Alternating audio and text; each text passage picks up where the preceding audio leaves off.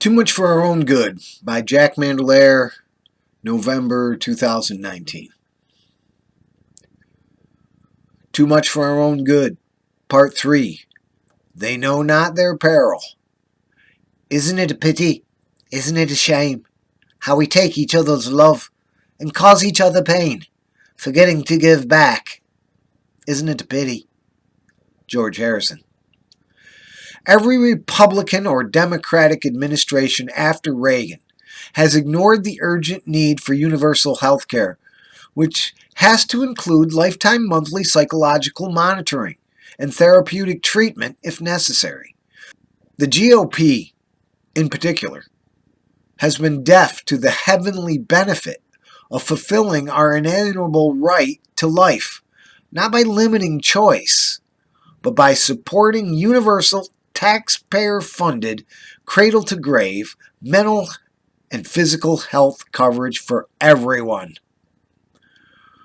We can pay for it by ending the Middle Eastern oil wars we fought endlessly for nearly 2 decades and counting.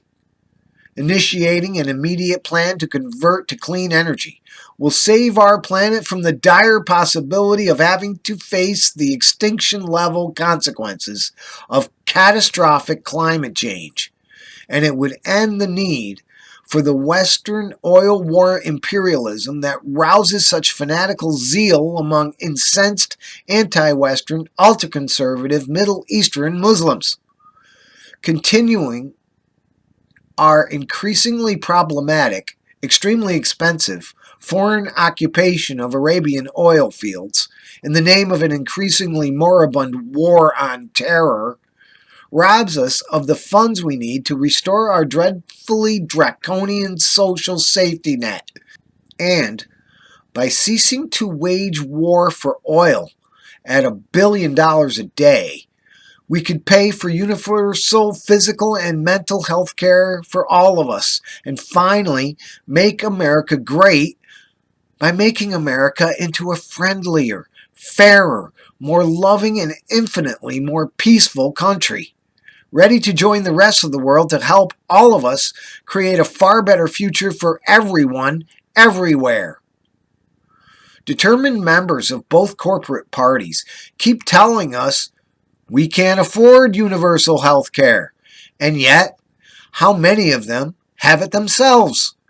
Even the most voracious of gun rights advocates have agreed that inadequate mental health coverage is behind the carnage that keeps being inflicted on the blameless victims of the profitable, widely available, mega-clip mass murder machines, supposedly wielded by xenophobic malcontents, while no notice is intentionally taken of so very many deeply disturbed Americans who live lives they find so lonesome they maniacally shoot and kill innocent school children, faithful congregants in churches, mosques, and synagogues, moviegoers, music lovers, college students, dance club patrons, and our utterly unsuspecting shoppers at the local mall. Meanwhile, too many of our money-loving representatives, senators, and presidents keep cashing big fat checks from intractable NRA lobbyists and from America's thriving worldwide weapons industry lobbyists, while far too many of the adamant supporters of an obsolete 18th century interpretation of the Second Amendment agree when today's uncompromisingly retrogressive politicians blame the mentally disturbed for the epidemic of mass shootings. The two parties still absolutely refuse to consider adequately funding critically neglected social programs for the poor, the working poor, and the insatiably greedy corporate America's struggling middle class, working for low wages, few benefits, and a disappearing pension, and still not including what every other industrialized nation on earth has already: far better access to quality physical and mental health services for everybody.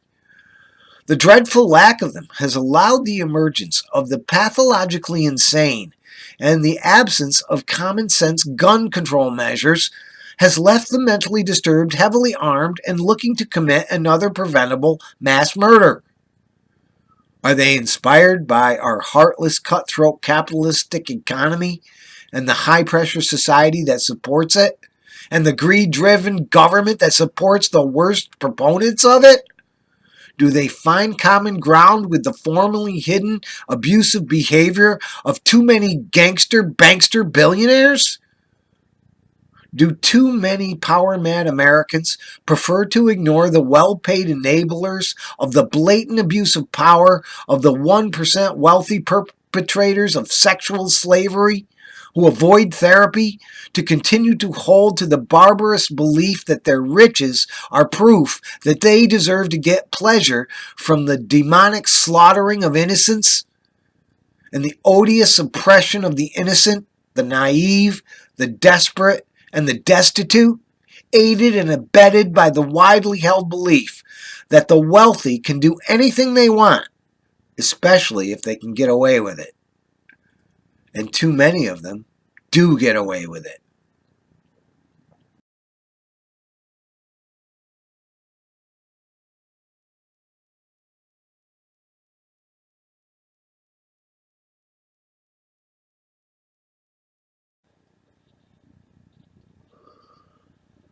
I am Lunge the Dinosaur, and I approve this message.